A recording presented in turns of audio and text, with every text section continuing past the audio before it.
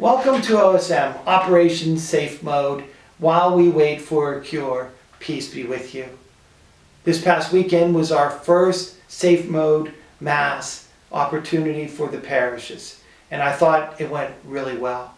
I first want to thank our ushers and our greeters who helped parishioners find a safe place to sit, distant from others, to participate in the Mass. I also want to thank all those who took time to help disinfect in between Masses. The process went smoothly and thoroughly, preparing for the next group who would come to celebrate Mass with us. Also, I want to mention that if you are beginning to venture out this week and would like to come to Sacred Mass, the schedules of the Masses in both parish were about half of the capacity that we had prepared for you. So whatever Mass you would like to attend, I can assure you that there will be room for you this week as well. I also want to thank the families and individuals who have chosen to participate in Mass, to receive our Lord in the Eucharist by attending a daily Mass. This is truly a good option for those who are not yet quite ready for big crowds, or even for families not quite ready to have your children have a mask on for a long period of time, for the morning Masses are a lot shorter than what we experience on Sunday. This week, when we return to Mass, I just want to give some reminders, the important reminders, the 3 cleansings. Remember, as you enter into the church, you want to make yourself as safe as possible, as we have made the church clean for you. Disinfect your hands as you enter, disinfect your hands before you receive Holy Communion, and once again when you leave the building. At St. Elizabeth Ann Seton, we had blue painter's tape as the lines of demarcation, but I received some really nice decals that we're going to use on the carpet, that you can stand at these spaces and move forward to receive communion. I will have a red block for the ministers to stand on so that we can keep our safe distance from each other as we receive Holy Communion at Mass.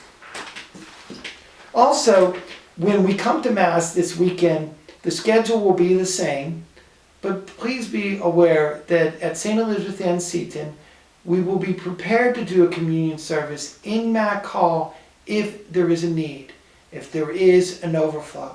So we would ask you to come to the main body of the church, and if it is full, then we can filter you down into the hall for the communion service with Deacon Jeff.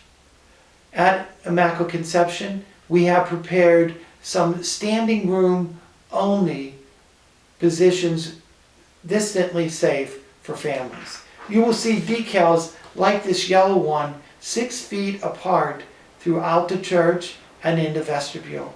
I would like to refer to these as family overflow standing room only stickers. So what do I mean by this?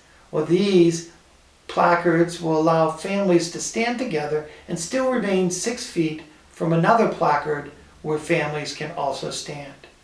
What is not necessary is for one member of families to stand on different 6 feet designations.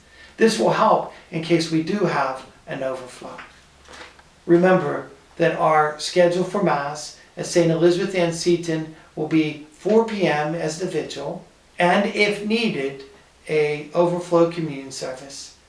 On Sunday morning, an 8 and 10 o'clock Mass will be offered, and then at 11:30 it will be a communion service. There were only 20 souls at the communion service, so if you're looking for an opportunity that still is a little less crowded as you move back towards returning in safe mode, perhaps that would be the best choice for you at this time. At Immaculate Conception, we will continue to have the 4:30 and the 6 o'clock Mass. Our numbers were a little bit down because of the rally that was taking place in town.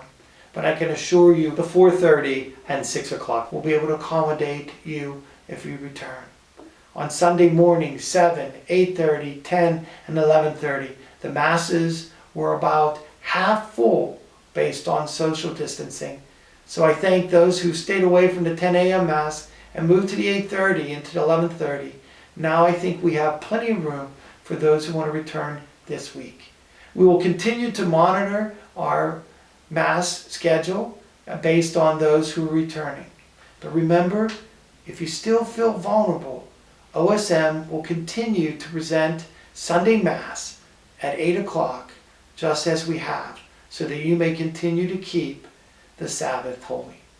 Difficult times, but we're moving forward. Let us continue to pray for that cure. Let us remember that it is in times like these that saints are forged.